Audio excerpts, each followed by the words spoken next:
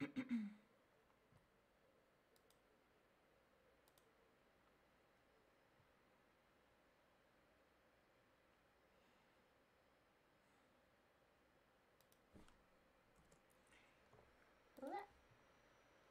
shouldn't be open.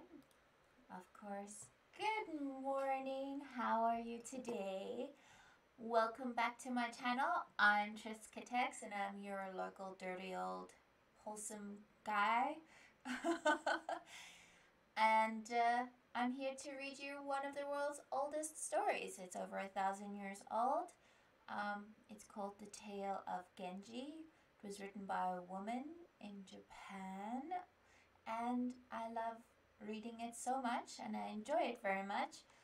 Today's story might be a little short. I'll see. The next chapter is about the next book is about 5 chapters long, but the next one is 21 chapters long, so I might just start that one to break it up a little bit on Thursday. So, how are you today? Tell me, I'd like to know.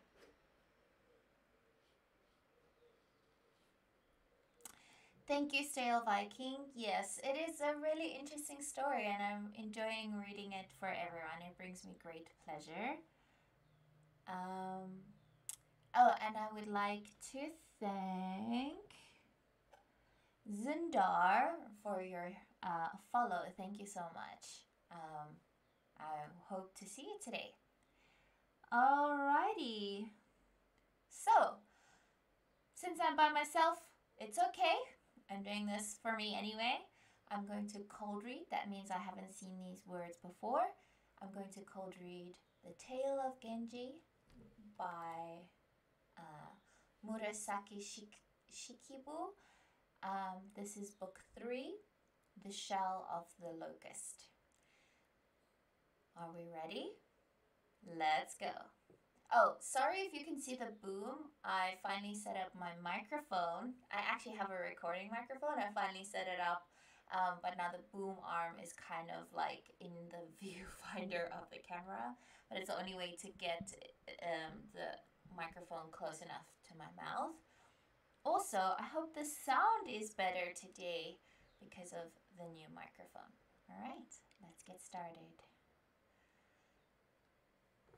Oh, I'm gonna close the door as well. Gosh, today's a bit wonky. Okay, there we go. All right, sorry about the bad lighting. It's a rainy day today, so the lighting is a bit iffy. All right, let's get started.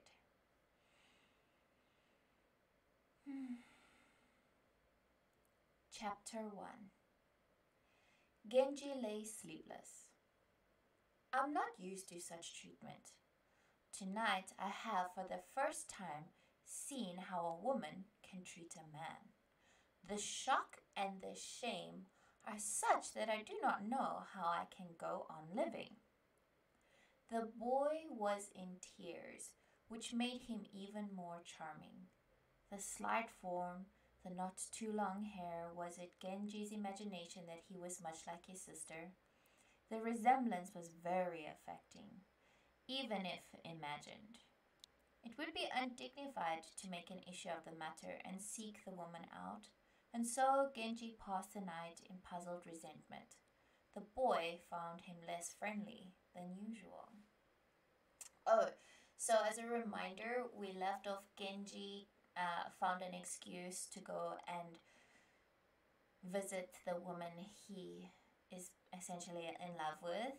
He's still a young man, I would say about 12 or 13 years old, and he lives and operates in the courts of the emperor, and he has a wife, but he's more interested in the woman who looks like his mom, which is creepy, but whatever. And this is that woman's brother.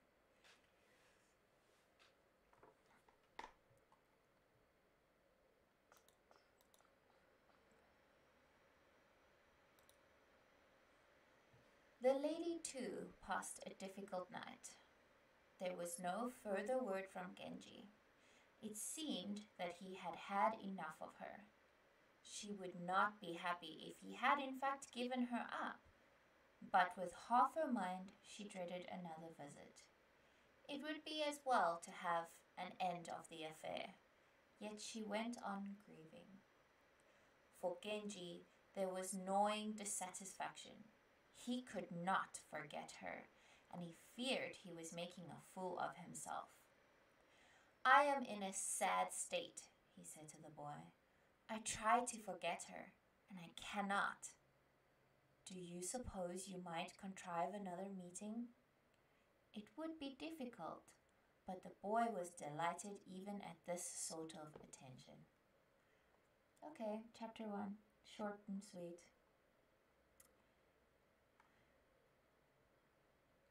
Okay, so Genji is married, the woman is married. Genji is in love with a woman who resembles his mother, and I think the emperor also likes her, but she's married to some other court person. And Genji is at her home with where her husband and all her ladies' maids are, and she's using her brother to kind of get close to her. Chapter 2. With a childish eagerness, he watched for an opportunity. Presently, the governor of Kii had to go off to his province. The lady had nothing to do through the long twilight hours. Under cover of darkness, the boy took Genji to the governor's mansion in his own carriage. Genji had certain misgivings. His guide was, after all, a mere child. But this was no time for hesitation. Dressed inconspicuously, he urged the boy on, lest they arrive after the gates were barred. The carriage was brought in through the back gate, and Genji dismounted.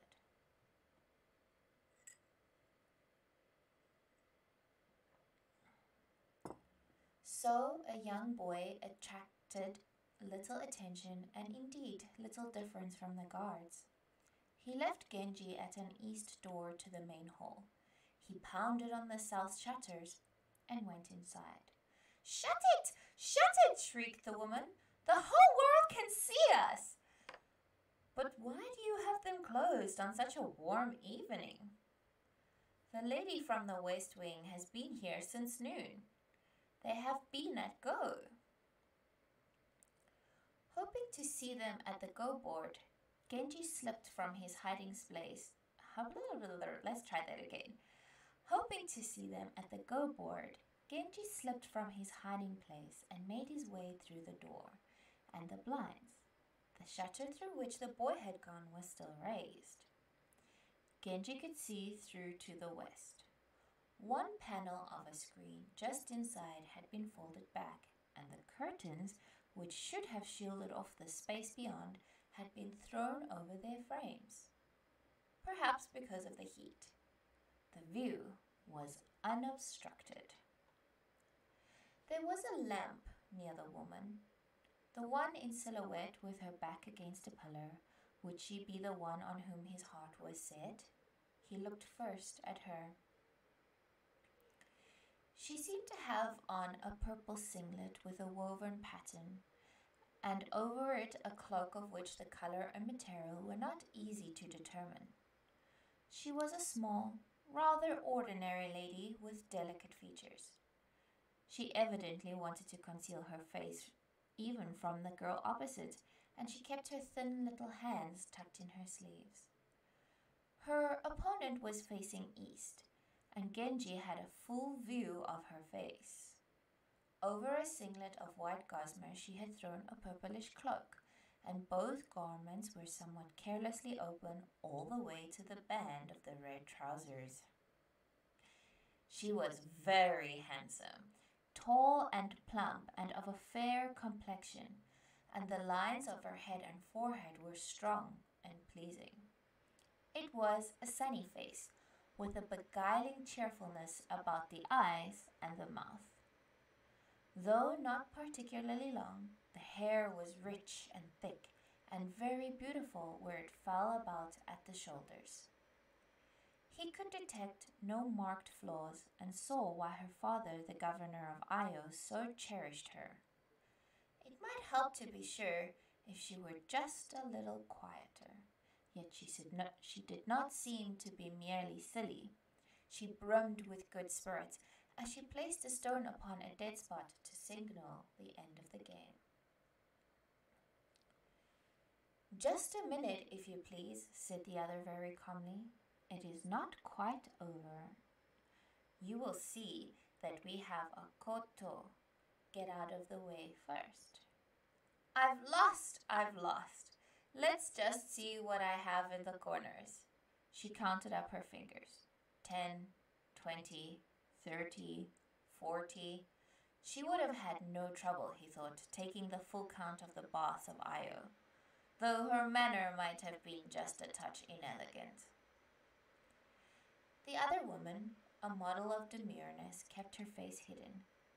Gazing at her, Genji was able to make out the details of the profile. The eyelids seemed a trifle swollen.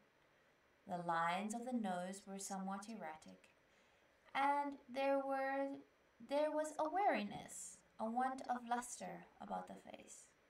It was, one had to admit, a little on the plain side. Yet she clearly paid attention to her appearance, and there were details likely to draw the eye to a subtler sensibility. Let's try that again. And there were details likely to draw the eye to a subtler sensibility than was evident in her lively companion. The latter, very engaging indeed, laughed ever more happily. There was no denying the bright gaiety, and in her way she was interesting enough. A shallow, a shallow, superficial thing, no doubt, but to his less than pure heart she seemed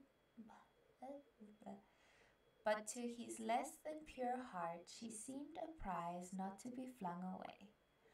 All the ladies he knew were so prim and proper. This was the first time he had seen one so completely at her ease. He felt a little guilty, but not so guilty that he would have turned away had he not heard the boy coming back. He slipped outside. So, Genji is spying on the ladies at some undetermined date after his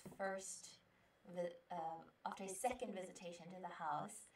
And he seems to have seen a few of the ladies, because from what I can gather is implied, or because I don't know anything about Japanese court history 1,100 years ago, but from what I can understand, the women used to veil their faces, not dissimilar to how other cultures cover their faces. So there's that.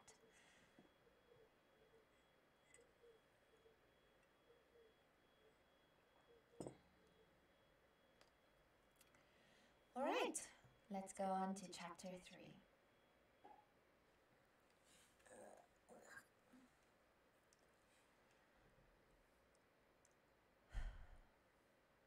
Chapter 3.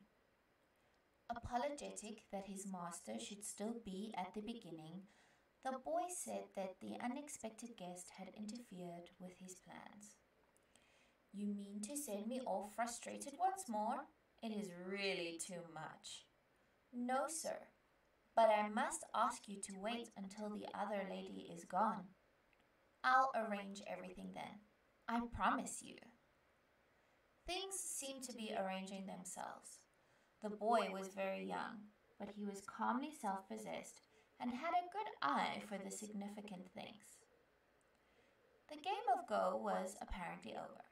There was a stir inside, and a sound as of withdrawing.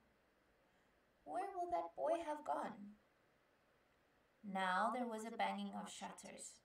Let's get the place closed up. "No one seems to be stirring," said Genji after a time. "Go and do your best." The boy knew well enough that it was not his sister's nature to encourage frivolity. He must admit Genji when there was almost no one with her. Is the guest still here? Asked Genji. I would like a glimpse of her. Quite impossible. There are curtains inside the shutters. Genji was amused, but thought it would be bad manners to let the boy know that he had already seen the lady. How slowly time goes by. This time, the boy knocked on the corner door and was admitted. I'll make myself comfortable here, he said, spreading bedclothes where one or two of the sliding doors had been left over. Let's try that one more time. I'll make myself comfortable here, he said, spreading bedclothes where one or two of the sliding doors had been left over. Open. Come in, breezes. Numbers of older women seemed to be sleeping out near the veranda. The girl who had opened the door seemed to have joined them. The boy feigned sleep for a time. Then, spreading a screen to block the light, he motioned Genji inside. Genji was suddenly shy, fearing he would be defeated once more. He followed the boy all the same. Raising a curtain, he slipped into the main room. It was very quiet, and his robes rustled alarmingly. With one part of her mind, the woman was pleased that he had not given up. But the nightmare of the earlier evening had not left her. Brooding days, sleepless nights. It was summer, and yet it was budless spring. Her companion at Go, meanwhile, was as cheerful as could be. I shall stay with you tonight, she announced. It was not likely that she would have trouble sleeping. The lady herself sensed that something was amiss. Detecting an unusual perfume, she raised her head. It was dark where the curtain had been thrown over the frame, but she could see a form creeping towards her. In a panic, she got up. Pulling a singlet of raw silk over her shoulders, she slipped from the room. Genji was delighted to see that there was only one lady asleep behind the curtains. There seemed to be two people asleep out towards the veranda. As he pulled aside the bedclothes, it seemed to him that the lady was somewhat larger than he would have expected. He became aware of one odd detail after another in the sleeping figure, and guessed what had happened. How very stupid, and how ridiculous he would seem if the sleeper were to awaken and see that she was the victim of a silly mistake. It would be equally silly to pursue the lady he had come for, now that she had made her feelings so clear. A new thought came to him. Might this be the girl who had so interested him in the lamplight? If so, what had he to lose? It will be observed that a certain fickleness was at work. That is so gross, guy. Why are you getting into some chick's bed when you don't even know her? The girl was now awake and very surprised. Genji felt a little sorry for her. But, though inexperienced in the ways of love, she was bright and modern, and she had not entirely lost her composure. He was at first reluctant to identify himself. She would presently guess, however, and what did it matter if she did? As for the unfriendly one who had met him and who was so concerned about appearances, he did have to think of her reputation, and so he said to the girl that he had taken advantage of directional taboos to visit her. A more experienced lady would have had no trouble guessing the truth. But this one did not sense that his explanation was a little forced. He was not displeased with her, nor was he strongly drawn to her. His heart was resentfully on the other. No doubt she would be off in some hidden chamber gloating over her victory. She had shown a most extraordinary firmness of purpose.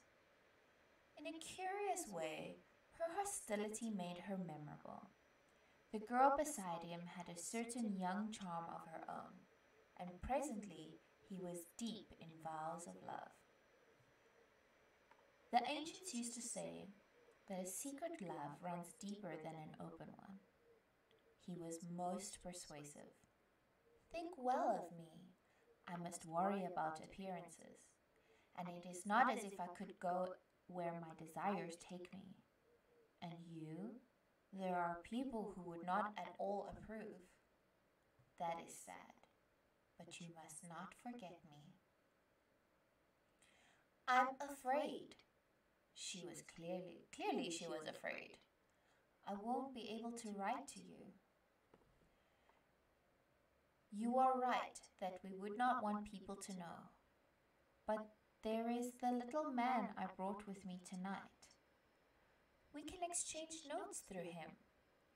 Meanwhile, you must behave as if nothing had happened. He took as a keepsake a summer robe the other lady seems... Blah, blah, blah, blah, blah. He took as his keepsake a summer robe the other lady seemed to have thrown off. Oh my gosh. Oh dear. I don't know how to fix the feedback. Oh dear. Thank you for the notice though, Burin Beaten. I wonder if it's distance. Is that better if I sit a bit back from the microphone? There's always trouble.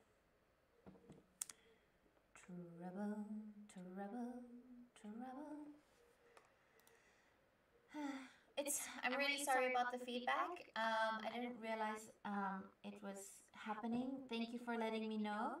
I'm not quite sure how to fix it at the moment.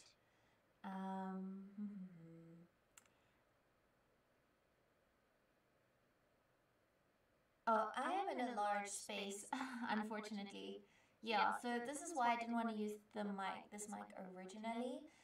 Because it is a recording mic, it is extremely sensitive.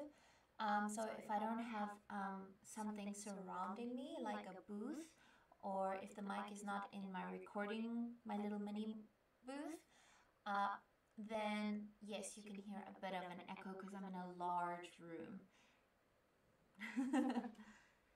Yes, sorry, but thank you for letting me know. I will try and fix it as soon as I possibly can. I need to make a trip to Builders because somebody helped me work out a way to make a temporary recording booth. Can't talk today. A temporary recording booth that I can make to help me with my recording. So yes. And maybe if I want to get fancy, I can make curtains. But thank you so much for the feedback. It's all part of the learning process, I guess. I hope it doesn't take away too much from the story, though.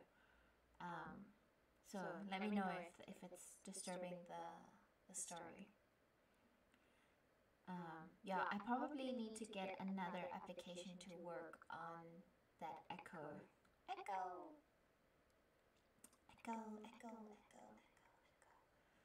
All right, so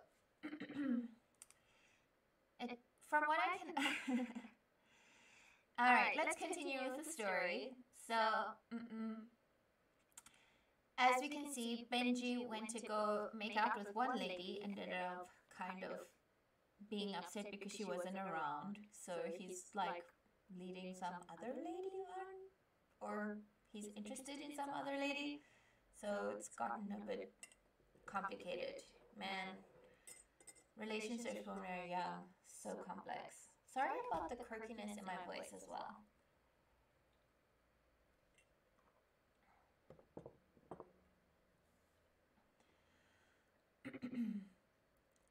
The boy was sleeping nearby.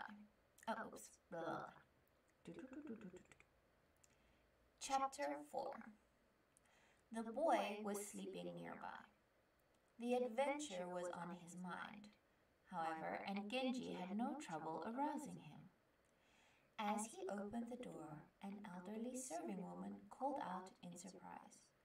"Who's there?" "Just me," replied the boy in some confusion. Wherever are you going at this time of night?" The woman came out, wishing to be helpful. "Nowhere," he said gruffly. "Nowhere at all." He pushed Genji through the door. Dawn was approaching. The woman caught sight of another figure in the moonlight. "And who is with you?" "Oh, Mimbu, of course. Only Mimbu reaches such splendid heights." Mimbu was a lady who was the victim of much humor because of her unusual stature. So he was out walking with Mimbu, mumbled. Oh my god. Let's try that again. "And who is with you?" "Oh, Mimbu, of course. Only Mimbu reaches such splendid heights." Mimbu was a lady who was the victim of much humor because of her unusual stature. So he was out walking with Mimbu, muttered the old woman. "One of these days you'll be as tall as Mimbu yourself." Chattering away, she followed after them. Genji was horrified, but could not well shove her inside. He pulled back into the darkness of a gallery. Still, she followed. "You've been with Our Lady, have you?" "I've been having a bad time with my stomach these last few days, and I've kept to my room. But she called me last night and said she wanted more people around. I'm still having a terrible time." "Terrible," she muttered again, getting no answer. "Well, goodbye then." She moved on, and Genji made his escape. He saw more than ever how dangerous these adventures can be. Obviously.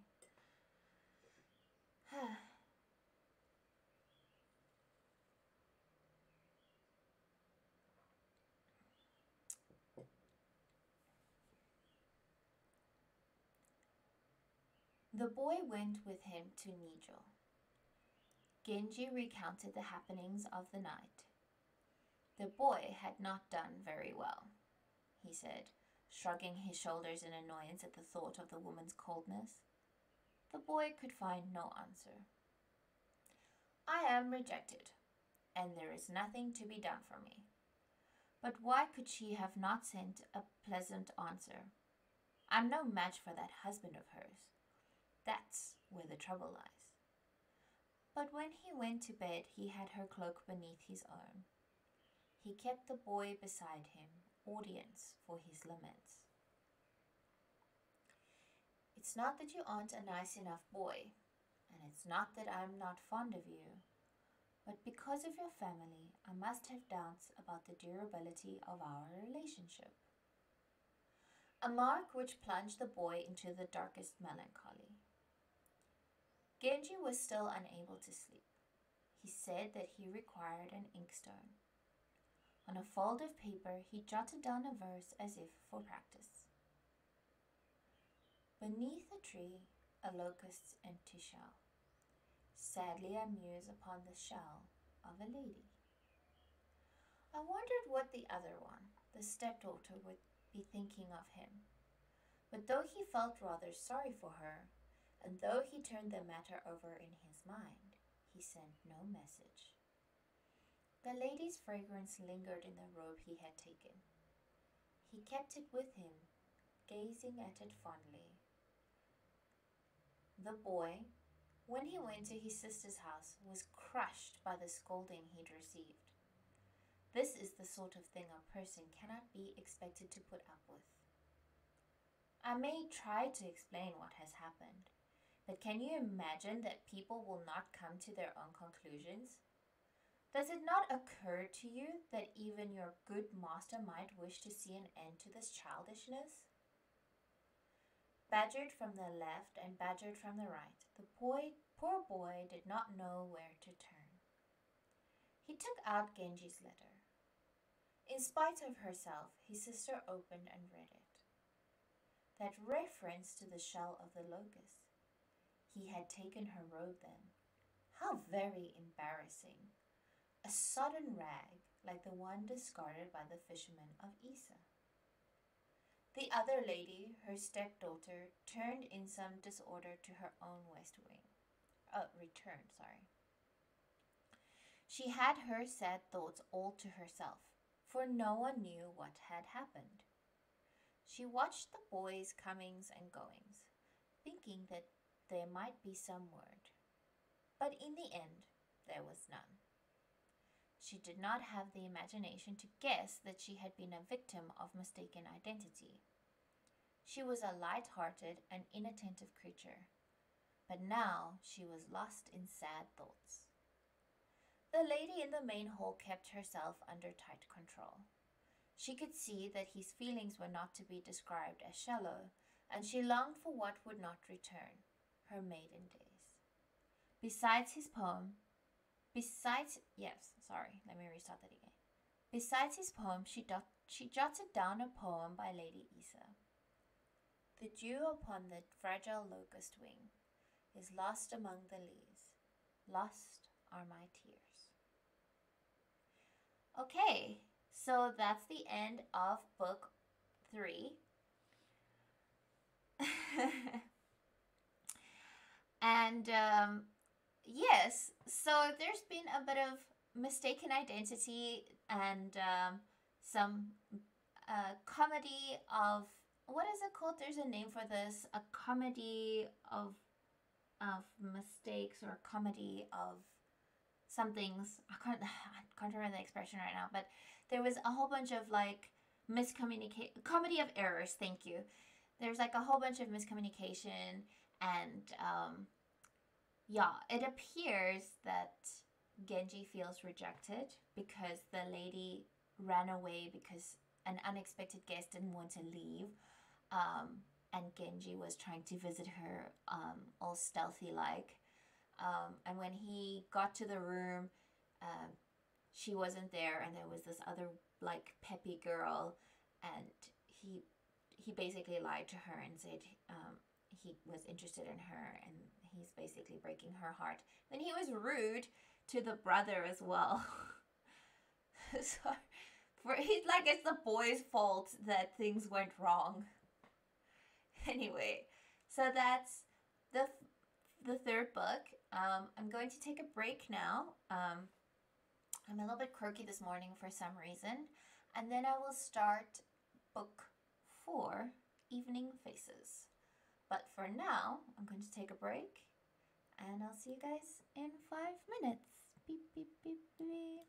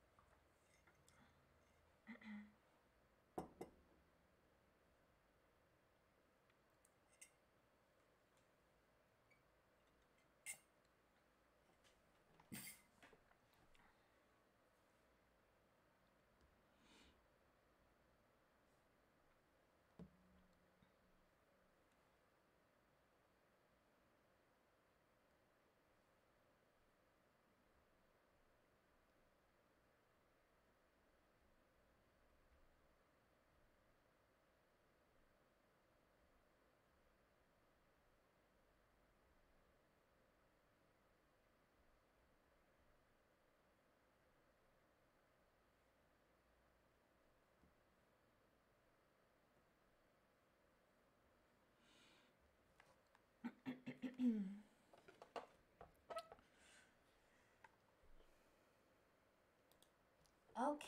so we have returned to the stream. Welcome, welcome.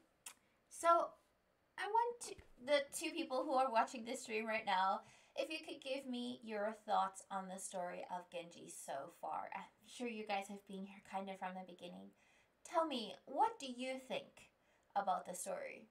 What do you think about what's happening and all that jazz? What do you think of Genji?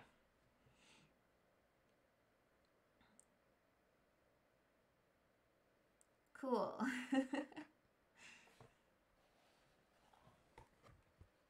Thank you, TLDR Coder. Welcome. I asked the question, what do you think of the story so far? Oops, that's not the right button.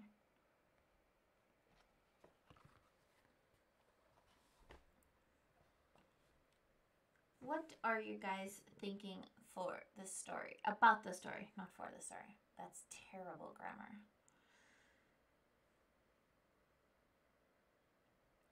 Bur in beaten? Thunderhead? What are you thinking?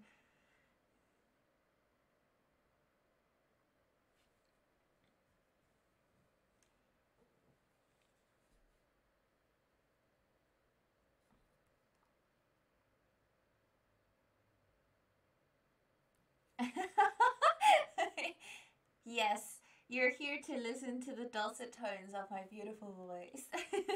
Thank you.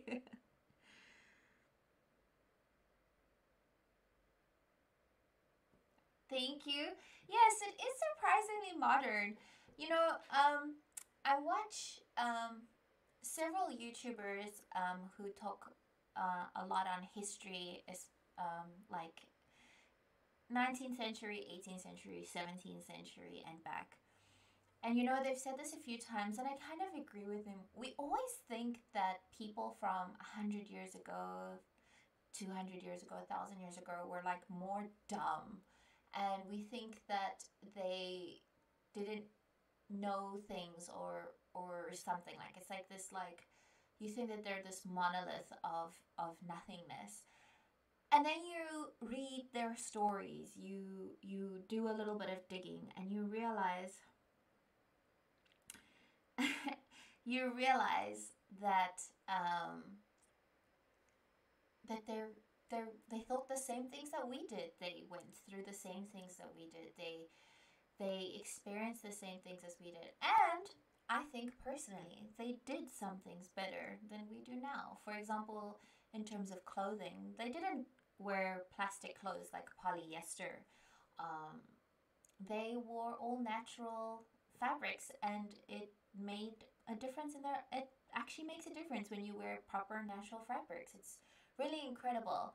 Um, but I'm glad I've added to your to be read list, your TBR list, Boring Beaten. I'm happy that I've given you something to read. There are several copies. The longest copy I've heard of is 1,300 pages. Um, and it's the most, what's the word I'm looking for here? It's the best translated version of this book. Um, I did mention, I think on my first read, that I would see if I could find a picture book. Unfortunately, there are no picture books that are the same length as this book that I have right here. This one is 805 pages. So it's not the total translation, I guess. But yeah. I'm really sorry if you can hear anything coming from outside as well. There are people singing and dancing, I guess. Who knows? So sorry for any noise that might come in through this new mic. Well, it's not new. I mean, it's new for the stream, but not new for me. I've had it for about 6 months. And it's my voiceover recording microphone. I actually bought specially for voiceover. So yeah, but let's continue this new book, book 4, Evening Faces. So we're going to continue on this comedy of errors journey that we have begun with Genji and this lady of his interest. There are a lot of shenanigans happening, and some of them are quite surprising, to be honest with you. Like, who goes into some woman's bedroom and like starts getting into bed with her and be like, oh wait, you're not the woman I thought I was getting into bed with? That's super random. Oh my god, I don't agree with his morals, especially because from what culturally and what I understand that is that this is a monogamous culture. This is a monogamous culture. Both of these people are in monogamous marriages, and yet they seem to be not following the rules, their own rules. So, kind of surprised, but let's see how it goes. Let's go. Alright, let's continue. Book 4, Evening Faces, Chapter 1. On his way to pay one of his calls to Rokuju, Genji stopped to inquire after his old nurse, Koremitsu's mother, at her house in Gojo. Gravely ill, she had become a nun. The carriage entrance was closed. He sent for Koremitsu, and while he was waiting, looked up and down the dirty, cluttered street. Beside the nurse's house was a new fence of plaited cypress. The 4 or 5 narrow shutters above had been raised, and new blinds, white and clean, hung in the apertures. He caught outlines of pretty foreheads beyond. He would have judged, as they moved about, that they belonged to rather tall women. What sort of woman might they be? His carriage was simple and unadorned, and he had no outrunners. Quite certain that he would not be recognized, he leaned out for a closer look. The hanging gate of something like trellis work was propped on a pole, and he could see that the house was tiny and flimsy. He felt a little sorry for the occupants of such a place, and then asked himself who in this world had more than a temporary shelter. A hut, a jeweled pavilion, they were the same. A pleasantly green vine was climbing a board wall. The white flowers, he thought, had a rather self-satisfied look about them. I needs must ask the lady far off yonder, he said, as if to himself. An attendant came up, bowing deeply. The white flowers far off yonder are known as evening faces, he said, a very human sort of name, and what a shabby place they have picked to bloom in. It was as the man said. The neighborhood was a poor one, chiefly of small houses. Some were leaning precariously, and there were evening faces at the sagging eaves. A hapless sort of flower. Pick one for me, would you? The man went inside the raised gate and took off a flower. A pretty little girl in long, unlined yellow trousers of raw silk came out through a sliding door that seemed too good for the surroundings. Beckoning the man, she handed him a heavily scented white fan. Put it on this. It isn't much of a fan, but then it isn't much of a flower either. Koremitsu, coming out of the gate, passed it on to Genji. They lost the key, and I've had to keep you waiting. You aren't likely to be recognized in such a neighborhood, but it's not a very nice neighborhood to keep you waiting in. Oh, that's kind of sweet. He's visiting the old lady. Chapter 2. Genji's carriage was pulled in, and he dismounted. Besides Koremitsu, a son and a daughter, the former an eminent cleric, and the daughter's husband, the government of Mikawa, were in attendance upon the old woman. They thanked him profusely for his visit. The old woman got up to receive him. I did not at all mind leaving the world, except for the thought that I would no longer be able to see you as I am seeing you now. My vows seem to have given me a new lease on life, and this visit makes me certain that I shall receive the radiance of Lord Amitabha with a serene and tranquil heart. And she collapsed in tears. Genji was near tears himself. It has worried me enormously that you should be taking so long to recover, and I was very sad to learn that you have withdrawn from the world. You must live a long life and see the career I make for myself. I'm sure that if you do, you will be reborn upon the highest summits of the Pure Land. I am told that it is important to rid oneself of the smallest regret for this world. Fond of the child she has reared, a nurse tends to look upon him as a paragon, even if he is a half-wit.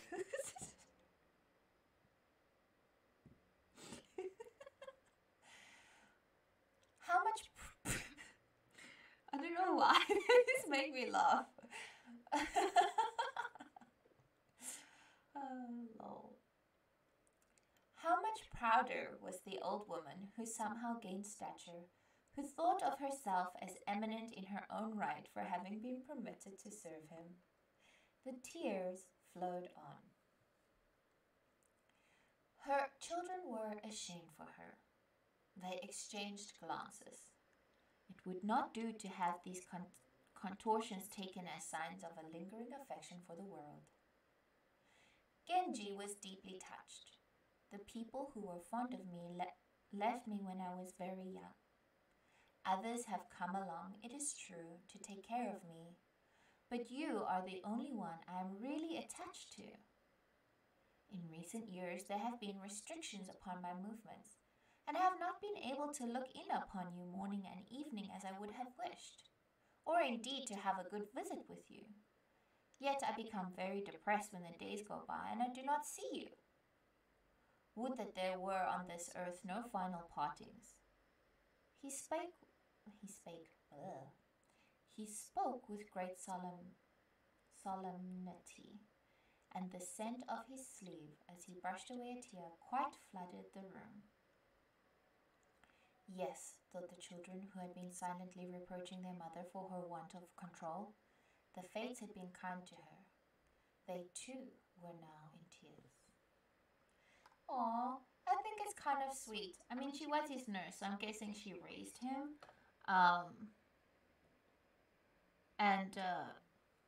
So obviously she cares for him. I mean, she raised him when he was a little boy, when he lived with his grandmother after Genji's mother died.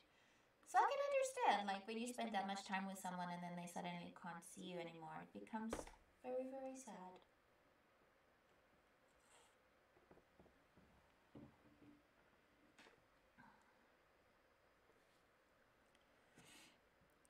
Genji left orders that prayers and services be resumed. Chapter 3. Genji left orders that prayers and services be resumed. As he went out, he asked for a torch, and in its light examined the fan on which the evening face had rested. It was permeated with a lady's perfume, elegant and alluring. On it was a poem in a disguised cursive hand that suggested breeding and taste. He was interested.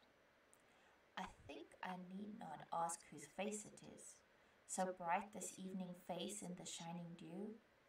Who is living in the house to the west? He asked Koremitsu. Have you perhaps had occasion to inquire? At it again, thought Koremitsu. He spoke somewhat tartly. I must confess that this morning I cannot talk. I must confess that these last few days I have been too busy with my mother to think about her neighbors. You are annoyed with me, but this fan has the appearance of something it might be interesting to look into. Make inquiries, if you will. please, of someone who knows the neighborhood? Koremitsu went in to ask his mother's steward and emerged with the information that the house belonged to a certain honorary vice governor. The husband is away in the country, and the wife seems to be a young woman of taste. Her sisters are out in service here and there. They often come visiting. I suspect the fellow is too poorly placed to know the details. His poetess would be one of the sisters.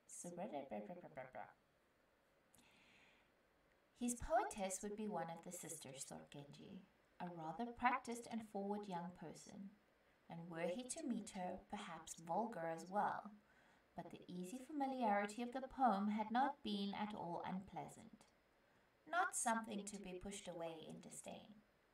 His amative propensities, it will be seen, were having their way once more. Carefully disguising his hand, he jotted down a reply on a piece of notepaper.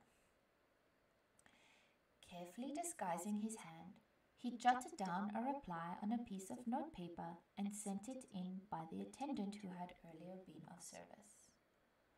Come a bit nearer, please. Then might you know who was the evening so dim in the twilight. Thinking it a familiar profile, the lady had not lost the opportunity to surprise him with a letter. And when time passed, there was no answer. She was left feeling somewhat embarrassed and disconsolate. Now came a poem by special messenger. Her women became quite giddy as they turned their minds to the problem of replying. Rather bored with it all, the messenger returned empty-handed. Genji made a quiet departure, lighted by very few torches. The shutters next door had been lowered. There was something sad about the light, dimmer than fireflies that came through the cracks.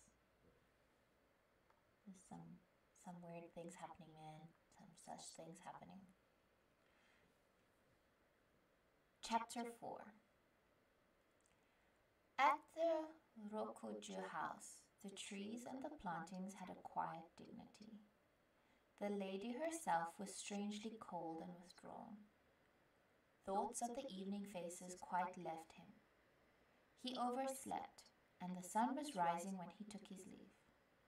He presented such a fine figure in the morning light that the woman of the place understood well enough why he should be so universally admired. On his way again past those shutters, as he had no doubt done many times before.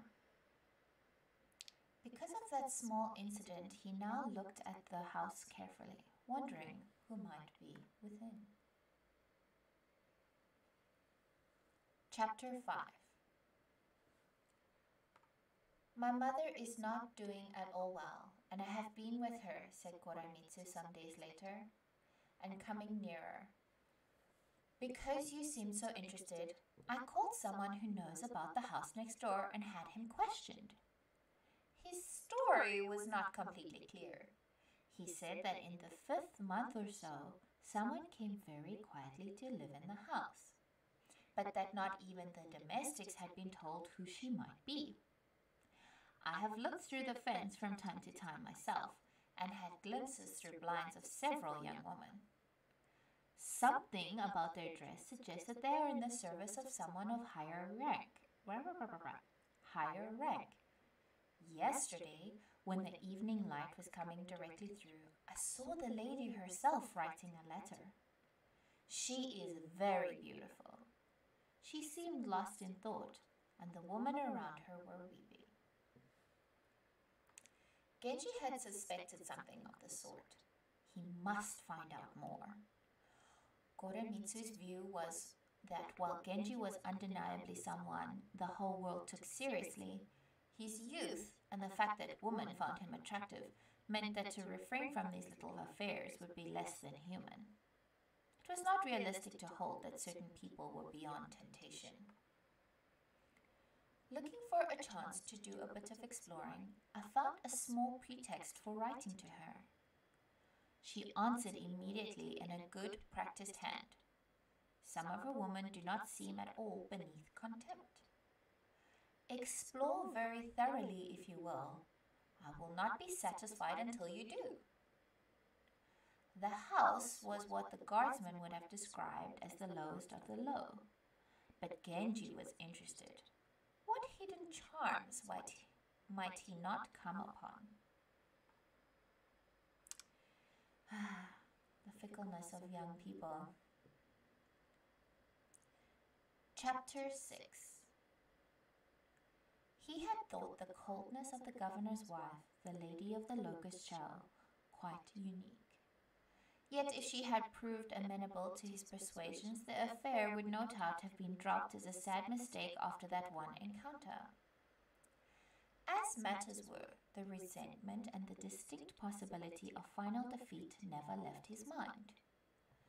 The discussion that rainy night would seem to have made him curious about the several ranks. There had been a time when such a lady would not have been worth his notice.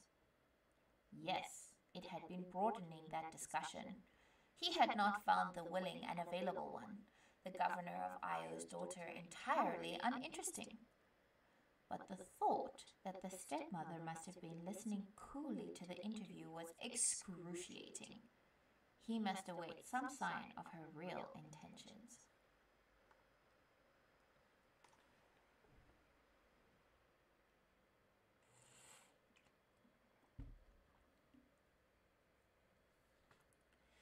The governor of Io returned to the city. He came immediately to Genji's mansion. Somewhat sunburned, his travel robes rumpled from the sea voyage, he was a rather heavy and displeasing sort of person. He was of good lineage, however, and though aging, he still had good manners. As they spoke of his province, Genji wanted to ask the full count of those hot springs. But he was somewhat confused to find memories chasing one another through his head. How foolish that he should be so uncomfortable before the honest old man. He remembered the guardsman's warning that such affairs are unwise, and he felt sorry for the governor. Though he resented the wife's coldness, he could see that from the husband's point of view it was admirable. He was upset to learn that the governor meant to find a suitable husband for his daughter and take his wife to the provinces. He consulted the lady's young brother upon the possibility of another meeting. It would have been difficult even with the lady's cooperation, however, and she was of the view that to receive a gentleman so far above her would be extremely unwise. Yet she did not want him to forget her entirely. Her answers to his notes on this and that occasion were pleasant enough, and contained casual little touches that made him pause in admiration. He resented her chilliness, but she interested him. As for the stepdaughter, he was certain that she would receive him hospitably enough, however formidable a husband she might acquire. Reports upon her arrangements disturbed him not at all. Ah, young love. Young love, indeed. What do you guys think so far of the new book?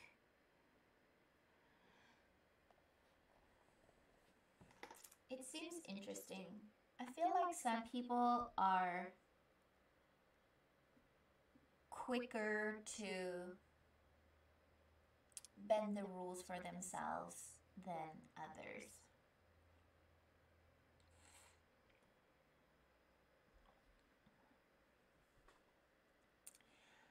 But let's continue.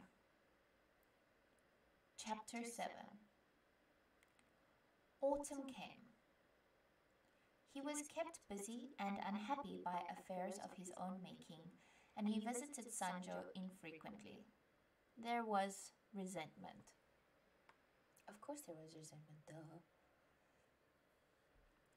As for the affair at Rokuju, he had overcome the lady's resistance and had his way, and alas, he had cooled towards her. People thought it worthy of comment that his passion should seem so much more governable than before he had made her his. She was subject to fits of despondency, more intense on sleepless nights when she awaited him in vain.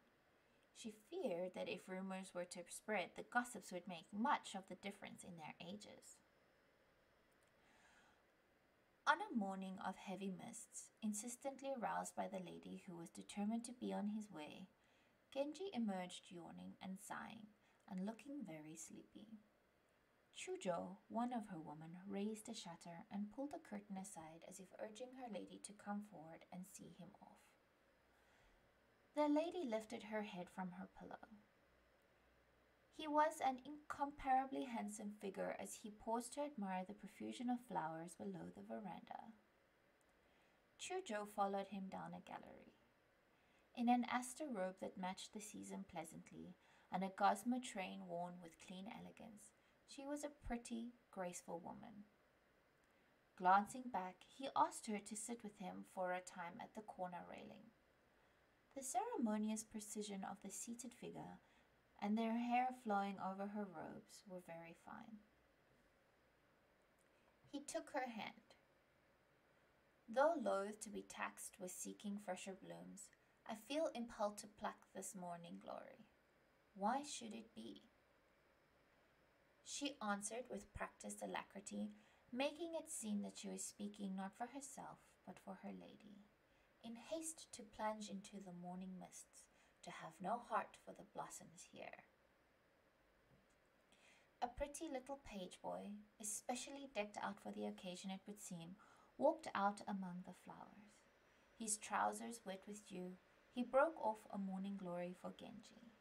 He made a picture that called out to be painted. Even persons to whom Genji was nothing were drawn to him. No doubt even rough mountain men wanted to pause for a time in the shade of the flowering tree. And those who had basked even briefly in his radiance had thoughts, each in accordance with his rank, of a daughter who might be taken into his service, a not ill-formed sister who might perform some humble service for him. One need not be surprised, then, that people with a measure of sensibility amongst those who had on some occasion received a little poem from him or treated to some little kindness found him much on their minds. No doubt it distressed them not to be always with him. Again, this is coming up. Again, this is coming up how perfect and beautiful Genji is. And yes, Burin Beaten, rules for thee, not for me. Very interesting. But yeah, this is a running theme of how perfect and beautiful Genji is and how everyone loves his face, even though sometimes he's a bit of a poop ball. Oh, goodness me. So how's everyone feeling about the shenanigans today? I think we're getting into the rhythm. I did warn you guys that he had a lot of adventures.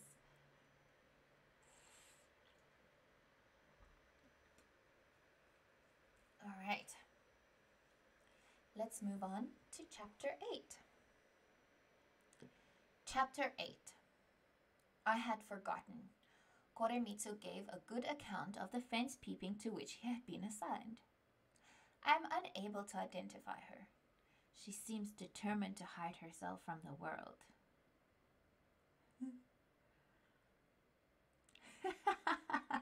Hello, Weird Dad. Welcome to the chat and welcome to the stream. So let's start that again.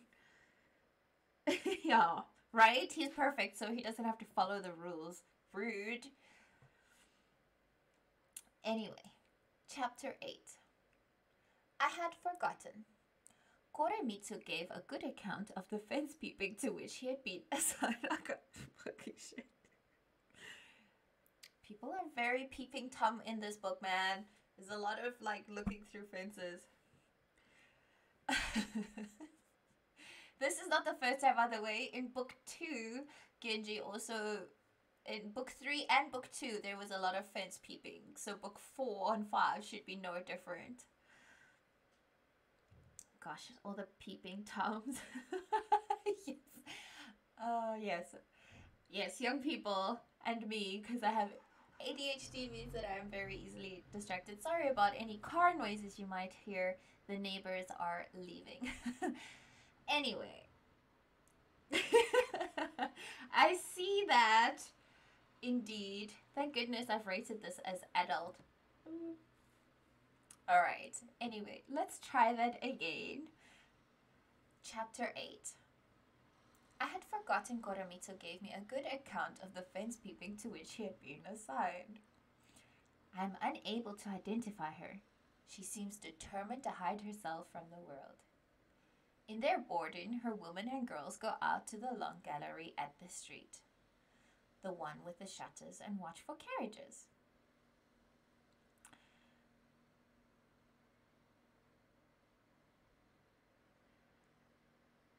Sometimes the lady who seems to be their Sometimes the lady who seems to be their mistress comes quietly to join them.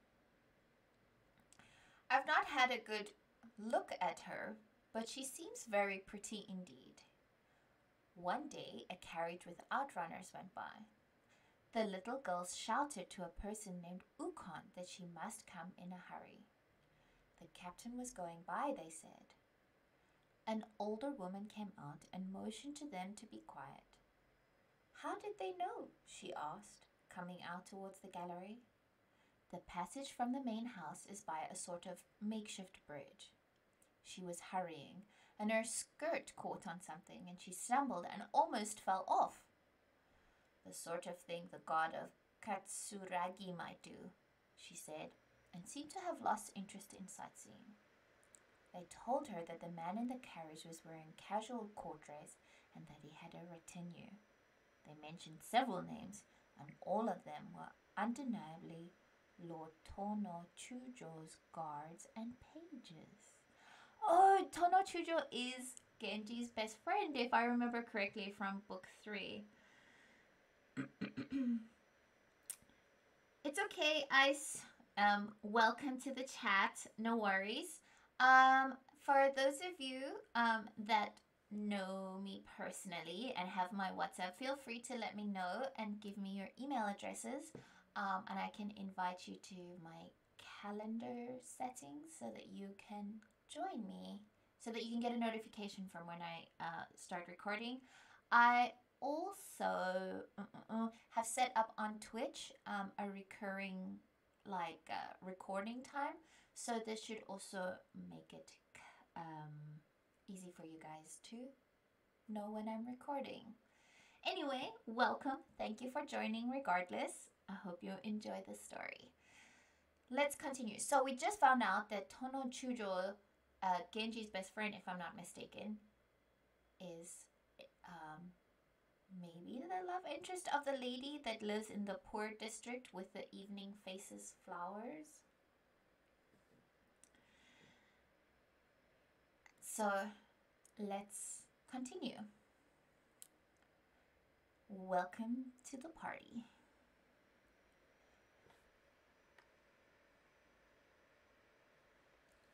I wish you had made positive identification. Might she be the lady of whom Tono Chujo had spoken so regretfully that rainy night? Koremitsu went on, smiling at this open curiosity. I have, as a matter of fact, made the proper overtures and learned all about the place. I come and go as if I did not know that they are not all equals. They think they are hiding the truth and try to insist that there is no one there but themselves when one of the little girl makes a slip. Let me have a peep for myself. Let me have a peep for myself when I call on your mother. Seriously, people, stop looking in on other people. Find your beeswax. Even if she was only in temporary lodgings, the woman would seem to be of the lower class for which his friend had indicated such contempt that rainy evening. Yet something might come of it all. Determined not to go against his master's wishes in the smallest detail and himself driven by very considerable excitement, Koremitsu searched diligently for a chance to let Genji into the house. But the details are tiresome, and I shall not go into them. Oh, that's the first time I think the author has actually like, or the second time the author has like actually like cut a story short. Like, I'm not gonna talk about this. But yeah, what the hell? Stop peeping, people! Rude! There are walls for a reason. Genji did not know who the lady was, and he did not want her to know who he was. In very shabby disguise, he set out to visit her on foot. He must be taking her very seriously, thought Koremitsu, who offered his horse and himself went on foot. I do not think that our gentleman would look very good with tramps for servants. To make quite certain that the expedition remained secret, Genji took with him only the man who had been his intermediary in the matter of the evening faces, and a page whom no one was likely to recognize, lest he be found out. Even so, he did not stop to see his purse. Okay. The lady had his messengers followed to see how he made his way home, and tried by every means to learn where he lived. But her efforts came to nothing. For all his secretiveness, Genji had grown fond of her and felt that he must go on seeing her. They were of such different ranks, he tried to tell himself, and it was altogether too frivolous, yet his visits were frequent. In affairs of this sort, which can muddle the senses of the most serious and honest of men, he had always kept himself under tight control and avoided any occasion for censure. Now, to a most astonishing degree, he would be asking himself, if he returned in the morning from a visit, how he could wait through the day for the next. And then he would rebuke himself. It was madness. It was not an affair he should let disturb him. She was of an extraordinarily gentle and quiet nature, though there was a certain vagueness about her, and indeed an almost childlike quality.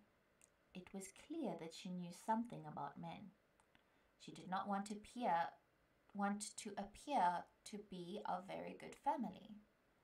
What was there about her, he asked himself over and over again, that so drew him to her?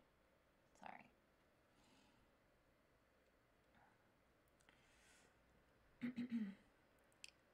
He took great pains to hide his rank and always wore travel dress, and he did not allow her to see his face. He came late at night when everyone was asleep. She was frightened, as if he were an apparition from an old story. She did not need to see his face to know that he was a fine gentleman. But who might he be? Her suspicions turned to Koremitsu. It was that young gallant, surely, who had brought this strange visitor. But Koremitsu pursued his own little affairs unremittingly, careful to feign indifference to and ignorance of this other affair. What could it all mean? The lady was lost in unfamiliar speculations.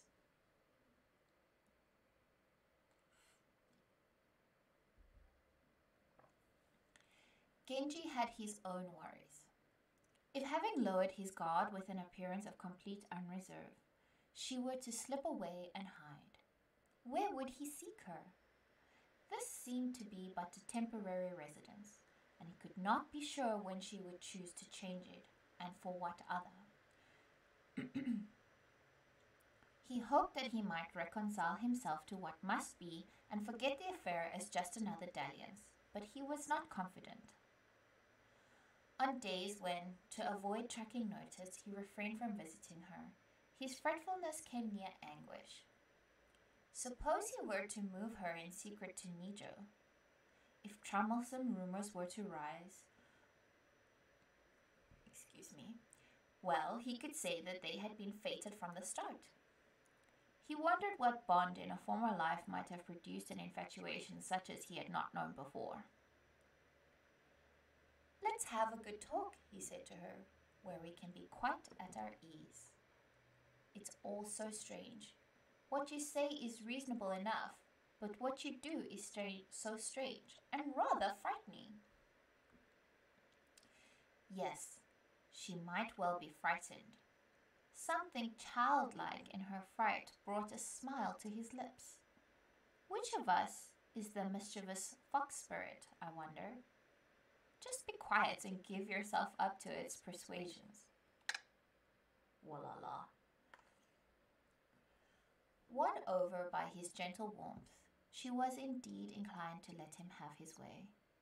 She seemed such a pliant little creature, likely to submit absolutely to the most outrageous demands, not hands.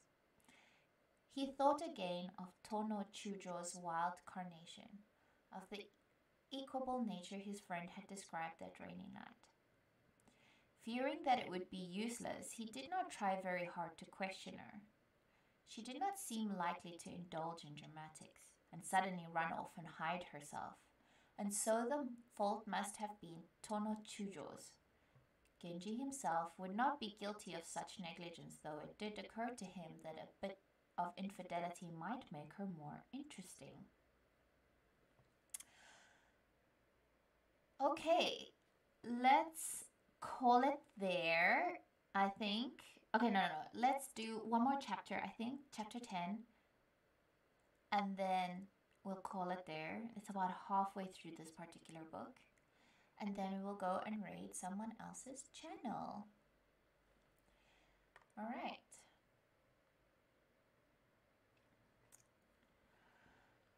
Chapter 10.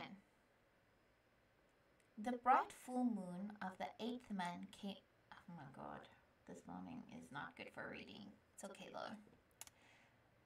The bright full moon of the 8th month came flooding in through chinks in the roof.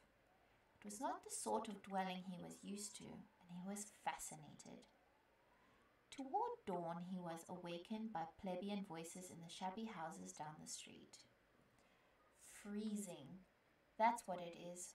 Freezing. There's not much business this year. I mean, you can't get out into the country you feel like giving up. Do you hear me, neighbor? He could make out every word. It embarrassed the woman that so near at hand there should be this clamor of preparation as people set forth on their sad little enterprises. Had she been one of the stylish ladies of the world, she would have wanted to shrivel up and disappear. She was a placid sort, however, and she seemed to take nothing painful or embarrassing or unpleasant too seriously. Her manner elegant and yet girlish, she did not seem to know what the rather awful clamour up and down the street might mean. He much preferred this easy-going bewilderment to a show of consternation, a face scarlet with embarrassment. As if at his very pillow there came the booming of a foot pestle, more fearsome than the stamping of the thunder guard, genuinely ear-splitting. He did not know what device the sound came from, but he did know that it was enough to awaken the dead. From this direction and that there came the faint thump of fulling hammers against coarse cloth, and mingled with it these were sounds to call forth the deepest emotions, were the calls of geese flying overhead. He slid a door open and looked out. They had been lying near the veranda. There were tasteful clumps of black bamboo just outside, and the dew shone as in more familiar places. Autumn insects sang busily, as if only inches from an ear used to wall crickets at considerable distances. It was all very clamorous, and also rather wonderful. Countless details could be overlooked in the singleness of his affection for the girl. She was pretty and fragile in a soft, modest cloak of lavender and a lined white robe. She had no single feature that struck him as especially beautiful, and yet, slender and fragile, she seemed so delicately beautiful that he was almost afraid to hear her voice. He might have wished her to be a little more assertive, but he wanted only to be near her, and yet nearer. Let's go off somewhere and enjoy the rest of the night. This is too much. But how is that possible? She spoke very quietly. You keep taking me by surprise. There was a newly confiding response to his offer of his services as guardian in this world and the next. She was a strange little thing. He found it hard to believe that she had had much experience of men. He no longer cared what people might think. He asked Ukon to summon his man, who got the carriage ready. The women of the house, though uneasy, sensed the depths of his feelings and were inclined to put their trust in him. Dawn approached. No cocks were crowing. There was only the voice of an old man making deep obeisance to a Buddha, in preparation, it would seem, for a pilgrimage to Mitake.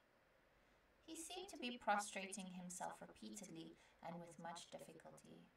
All very sad. In a life itself like the morning dew, what could he desire so earnestly?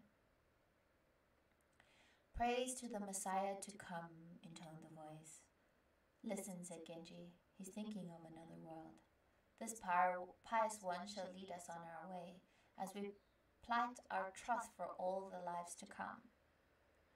The vow exchanged by the Chinese emperor and young Kue Fei seemed to bode ill, so he preferred to invoke Lord Maitreya, the Buddha of the future, but such promises are rash. So heavy the burden I bring with me from the past, I doubt that I should make these vows for the future, was a reply that suggested doubts about his lives to come. Whew. So that's it for today. Thank you everyone who came, whether you were on time or late, it doesn't matter as long as you came, and I hope you had a really good time. We're going to go raid someone else's channel now. If you'd like, I would really appreciate some feedback. I know there is a bit of an echo and I am working on it, so hopefully soon that will no longer be a problem. I hope you guys have a terrific Tuesday, and I'll see you guys the same time, same place on Thursday. And to be clear, that's 9 a.m. on Thursday morning, South African time. I hope you have a lovely day, and I'll see you guys next time. Let's go raid! Boo, boo, boo.